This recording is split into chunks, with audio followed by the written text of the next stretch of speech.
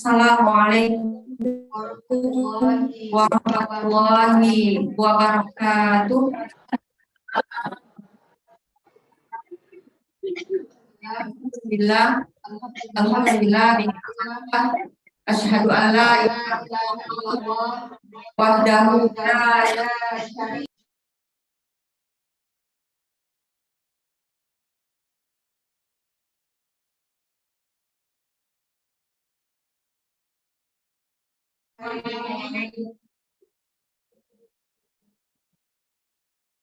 Allah izin.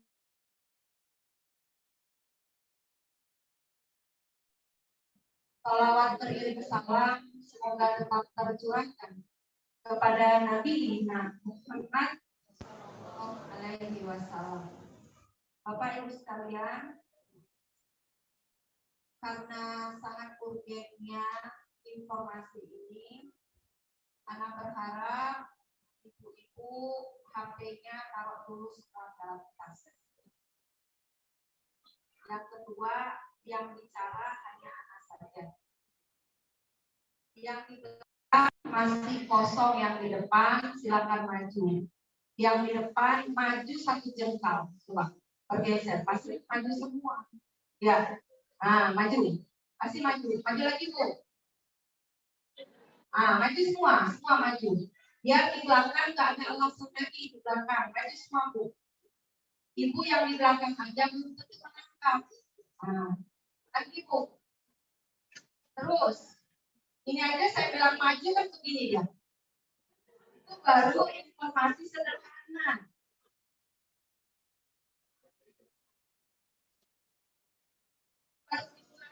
Dan sirkulasi yang paling ringan Bu, satu jengkal.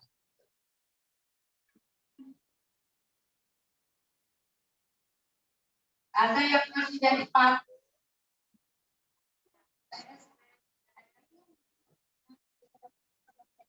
Yang belum maju masih.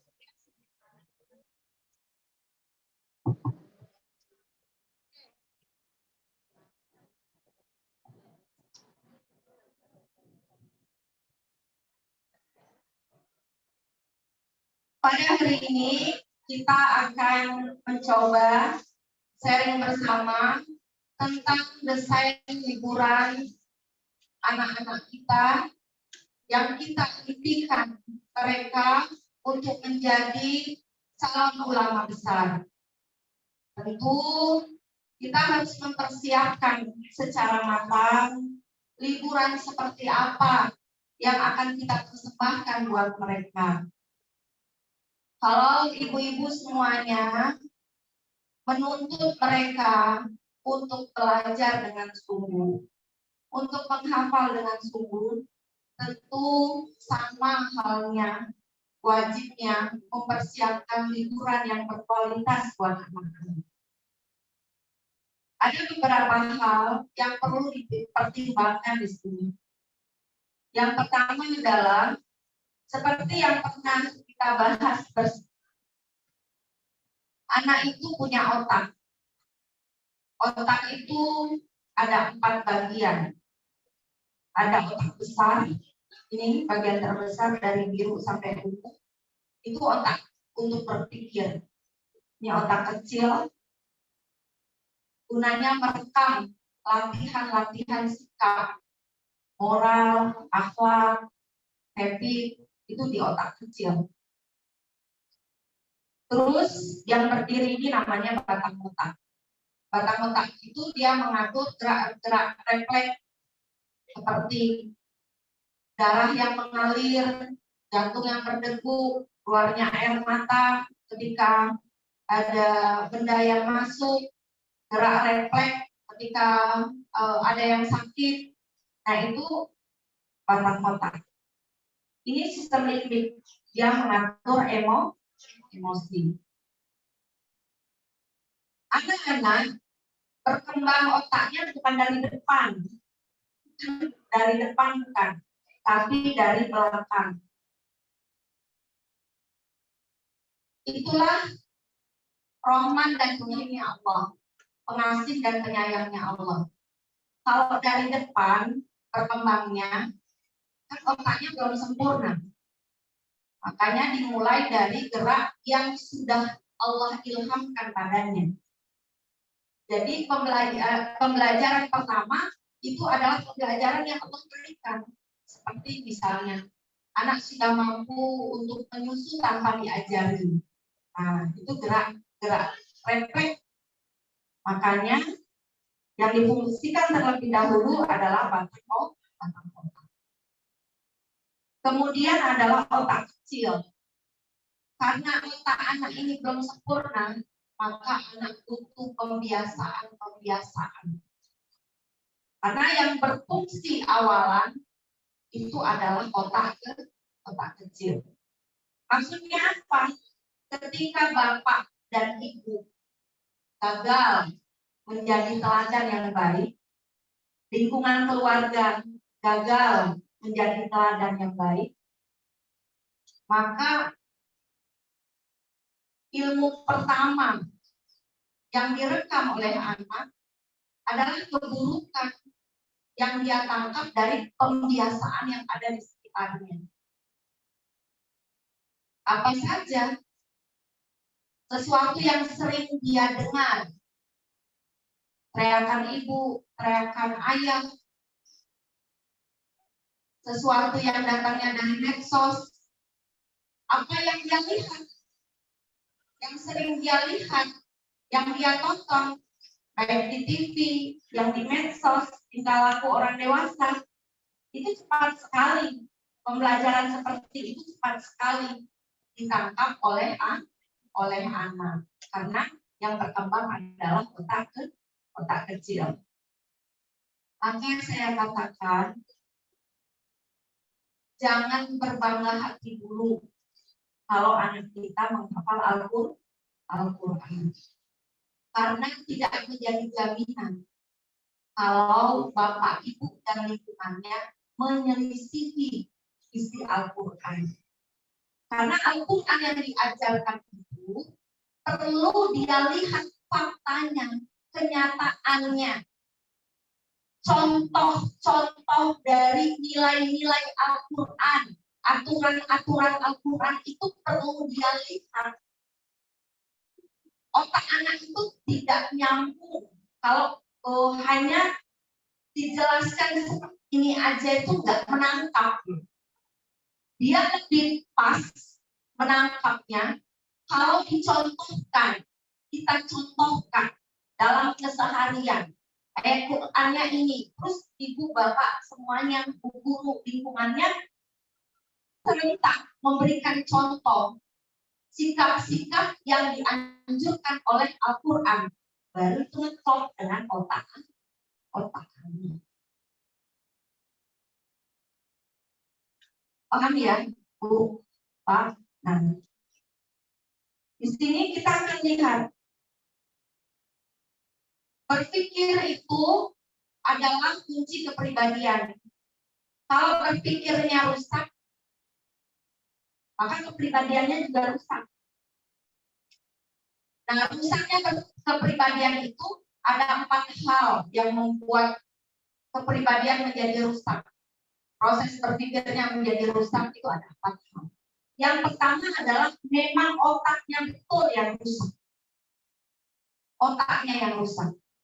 Misalnya saya contohkan satu aja. Ini bagian frontal.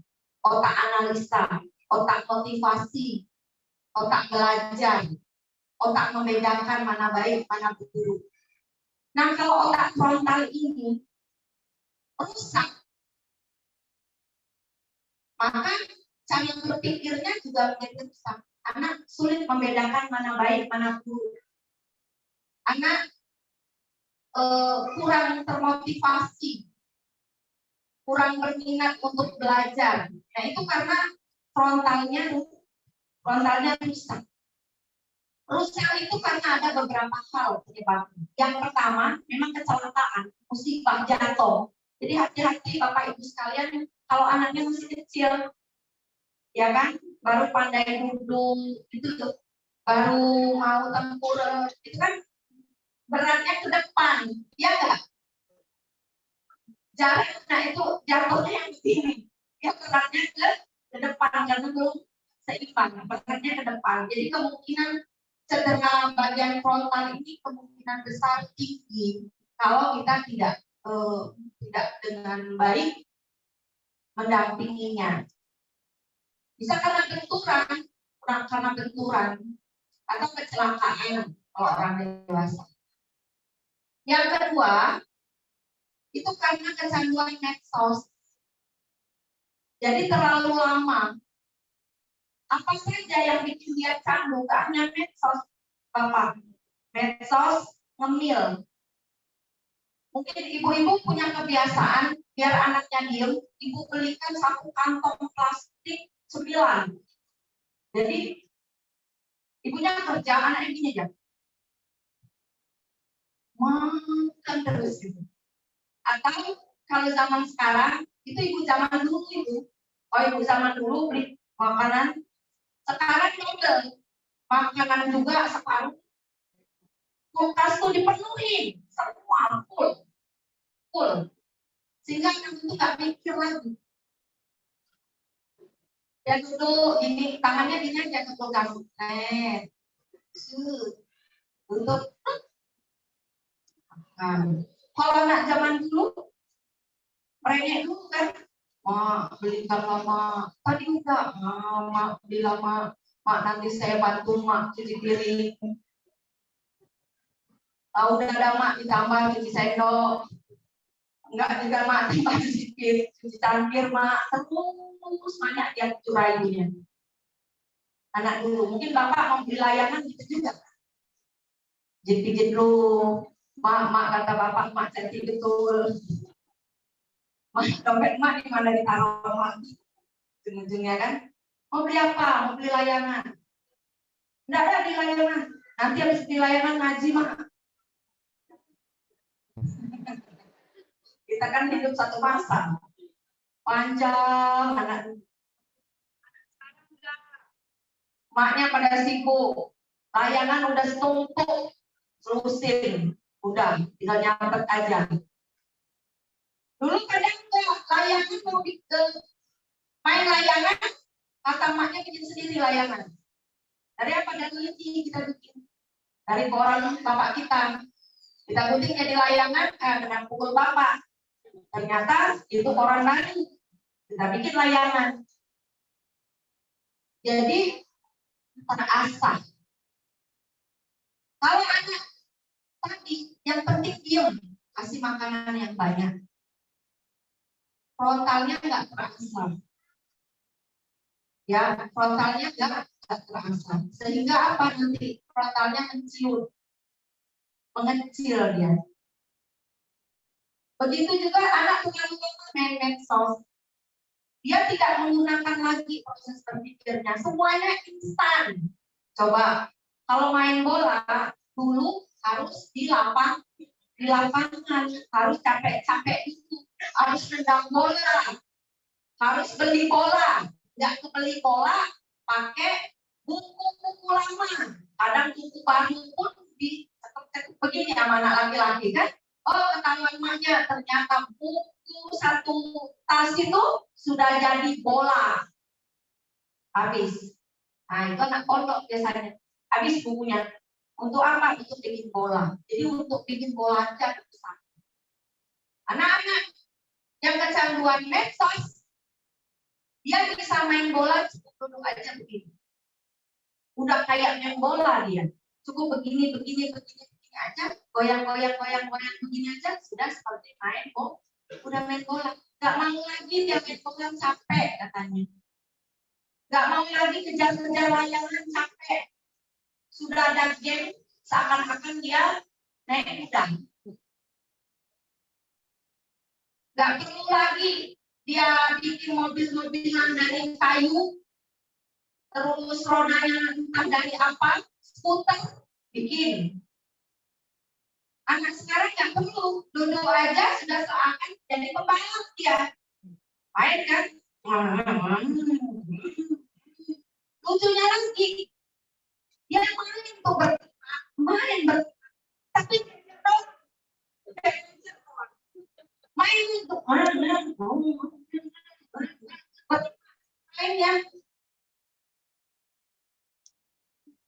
ketawa dan pengalaman. Ya, oh katanya dia betul tuh kata guru. Jadi menciut otak itu. Kalau tadi kecanduan medsos sama makan. Biasanya kalau makan ini lebih ke anak perempuan. Anak perempuan itu suka ngemil. Ibunya penuhi dengan ngemil yang banyak. Kurang mikir. Ada beberapa kasus di pondok ini, anak itu memang terhambat berpikirnya. Setelah dicek, dia belum punya keinginan, semua sudah dipenuhi oleh ibunya. Belum punya keinginan dia, tadi yang Guru bilang istilah sudah penuh. Kalau anak punya keinginan dan menyampaikannya kepada orang tua, itu ada proses berpikir bagaimana caranya agar orang tua itu memenuhi keinginan dia. Apalagi orang tuanya cerdas, nggak langsung memberikan apa yang dia mau. Dia harus berusaha dulu. Baru dapat. Saya contohkan ya Bu. Dari kecil, dari anak pertama sampai anak yang besar, mereka harus usaha dulu baru dia dapat. Karena saya guru, jadi saya ajarkan anak-anak itu ilmu mengajar dari kecil. Dengan mengajar, nanti dia mengajar, dia akan dapat honor, ya kan? Dia akan dapat honor. Dari situlah nanti dia bergerak kemandiriannya.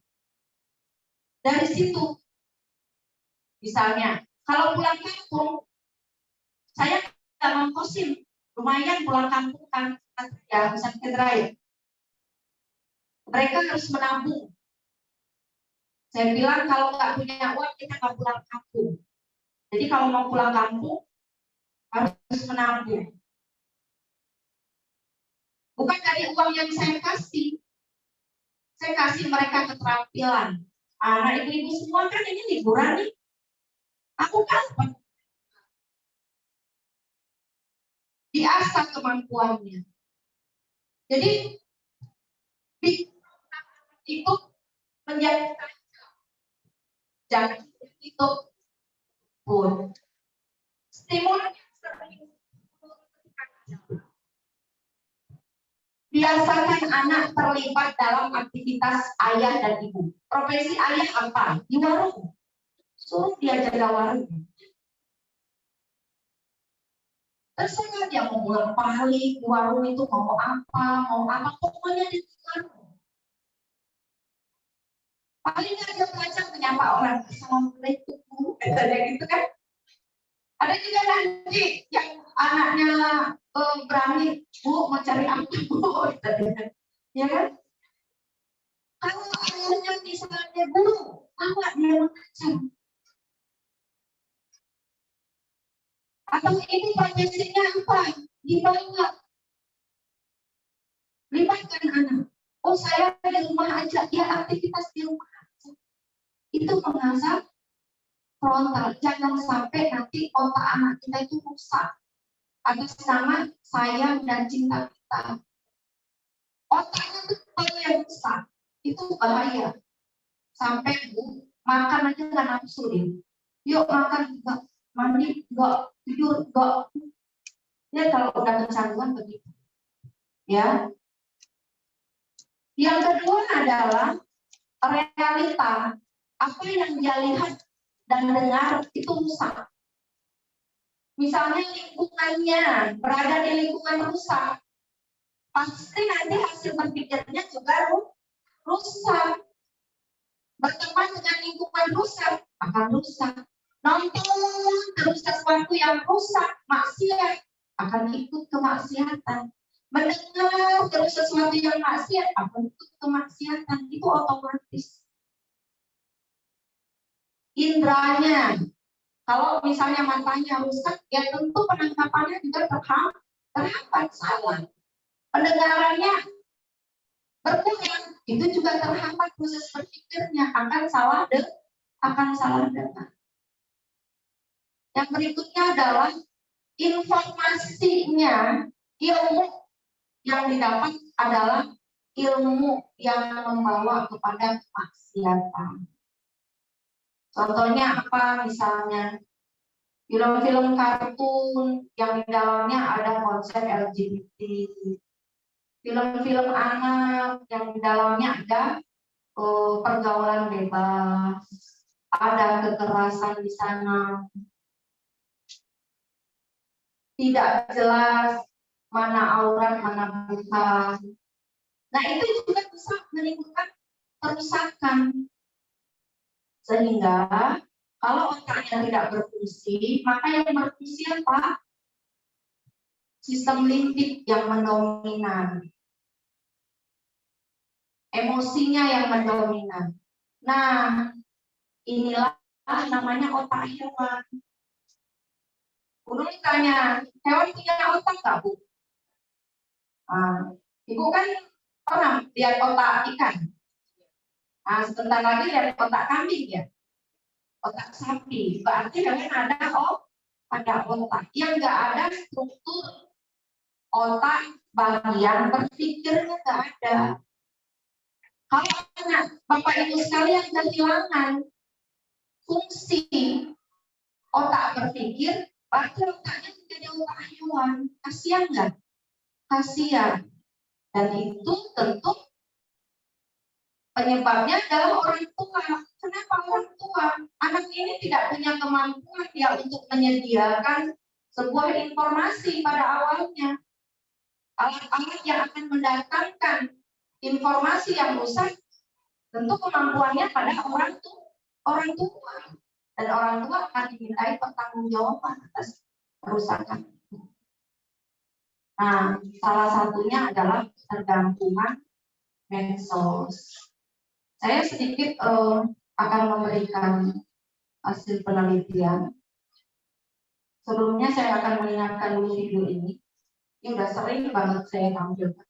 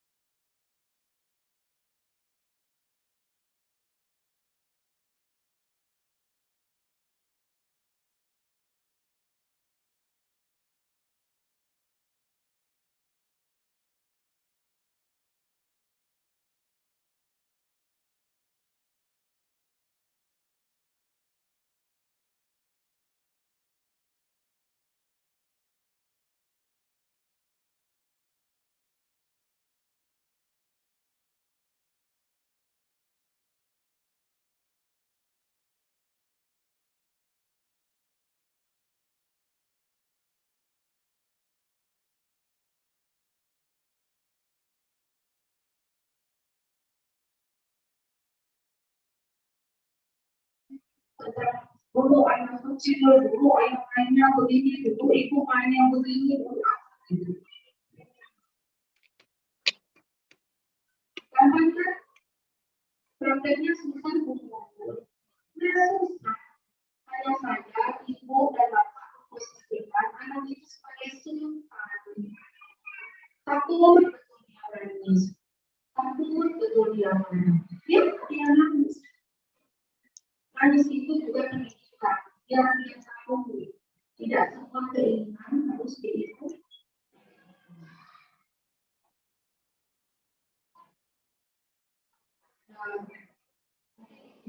Yang bisa saya sampaikan, ayo kita sama-sama berjanji.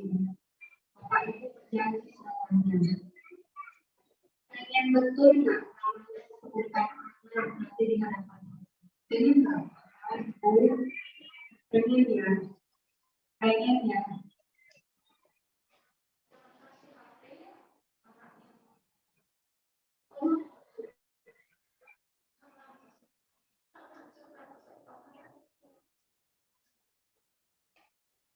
Nanti dia tidak pulang.